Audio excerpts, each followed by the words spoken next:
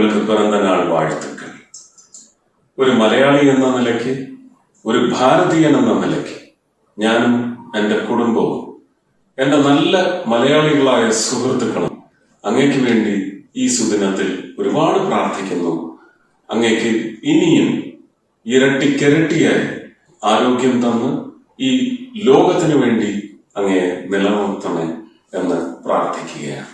ഞാൻ ഈ തരുണത്തിൽ എല്ലാ ദിവസവും എല്ലാ വർഷവും ഈ ദിനത്തിൽ ചെയ്യുന്നത് പോലെ അങ്ങയുടെ സ്വർഗീയയായ മാതാവിന്റെ പാതാരബന്ധങ്ങളിൽ ശിരസ് തൊട്ട് നമിക്കുകയാണ്. അങ്ങയെപ്പോലെ ഒരു വീരഭാരത പുത്രനെ ഈ ലോകത്തിന് സമ്മാനിച്ചത്. അങ്ങയോടൊപ്പം ഒരു യൂണിയൻ കൗൺസിൽ മിനിസ്റ്റർ എന്ന നിലയ്ക്ക് പണിയെടുത്തുകൊണ്ടിരിക്കുന്ന എനിക്കറിയാം, ഈ ലോകത്തിന് അങ്ങയിൽ നിന്ന് ഭാരതത്തിന്, പ്രത്യേകിച്ച് ഭാരത മക്കൾക്ക് പ്രത്യേകിച്ച് അങ്ങയിൽ നിന്ന് ഇനിയും ഒരുപാട് ലഭിക്കാനുണ്ട്. We are all waiting to have more from you. Wish you a prosperous and healthy life ahead. ഒരു സാധാരണ കാര്യകർത്താവിൽ നിന്ന് ഗുജറാത്തിന്റെ മുഖ്യമന്ത്രിയായി, അവിടെ നിന്ന് ഇന്ത്യൻ പ്രധാനമന്ത്രി പദത്തിൽ ഇരുന്നു കൊണ്ട് ഒരുപക്ഷെ ഇന്ന് ലോകം ഒന്നടങ്കം സംഘം ചേർന്ന് പറയും, the real architect of surging India contributing to the world. Long live Modiji.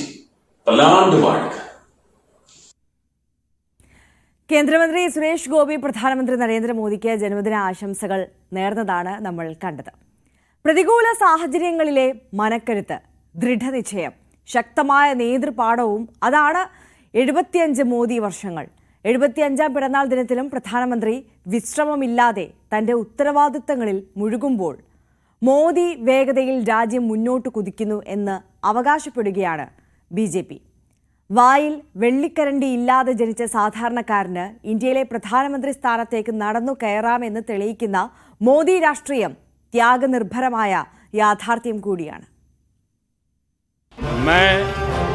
Narendra Damodar Das Modi जबकि प्रधानमंत्री के रूप में अपने कर्तव्यों के सम्यक निर्वहन के लिए ऐसा करना अपेक्षित हो.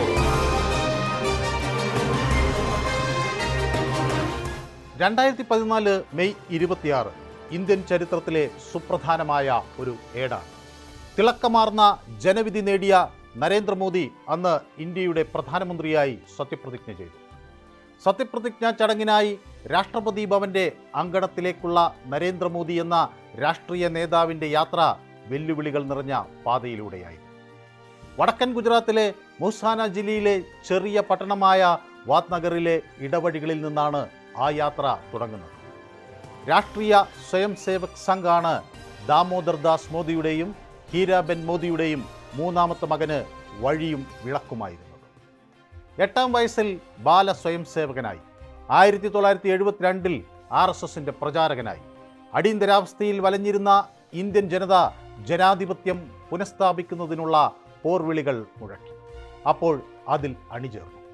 1980കളിൽ സംഘത്തിൻ്റെ പല ചുമതലകളും ഏറ്റെടുത്തു, മികവ് തെളിയിച്ചു. RSS നിർദ്ദേശപ്രകാരം 1985 BJPയുടെ പ്രവർത്തനങ്ങൾ ഏറ്റെടുത്തു. 87 ഗുജറാത്തിൽ BJPയുടെ ജനറൽ സെക്രട്ടറിയായി. ആദ്യ ദൗത്യം അഹമ്മദാബാദ് മുനിസിപ്പൽ കോർപ്പറേഷൻ തെരഞ്ഞെടുപ്പിന് BJPയെ സജ്ജമാക്കുക എന്നതായിരുന്നു. രാഷ്ട്രീയത്തിൽ മോദി കൗശലം പ്രായോഗിക തലത്തിൽ മാറ്റുരച്ച പരീക്ഷയായിരുന്നു അത്. 1990 ഗുജറാത്ത് നിയമസഭാ തെരഞ്ഞെടുപ്പിലും BJP നില മെച്ചപ്പെടുത്തി. 95 BJPയുടെ വോട്ട് വിഹിതം ഗണ്യമായി വർദ്ധിച്ചു. നിയമസഭയിൽ 121 സീറ്റുകൾ നേടി പാർട്ടി. 1995 മുതൽ ഹരിയാനയിലും ഹിമാചൽ പ്രദേശിലും പാർട്ടിയുടെ പ്രവർത്തനങ്ങൾ ചിട്ടപ്പെടുത്തുന്ന ചുമതല BJP ദേശീയ സെക്രട്ടറിയായ നരേന്ദ്രമോദിക്ക് നൽകി. എല്ലാ ദൗത്യങ്ങളിലും പാർട്ടി കണ്ടത് മോദി മികവ് തന്നെ. 1998 ലോക്സഭാ തെരഞ്ഞെടുപ്പിൽ BJPയുടെ വിജയമുറപ്പാക്കാൻ അദ്ദേഹം പ്രവർത്തിച്ചു. 2001 സെപ്റ്റംബറിൽ ഒരു ദിവസം അന്ന്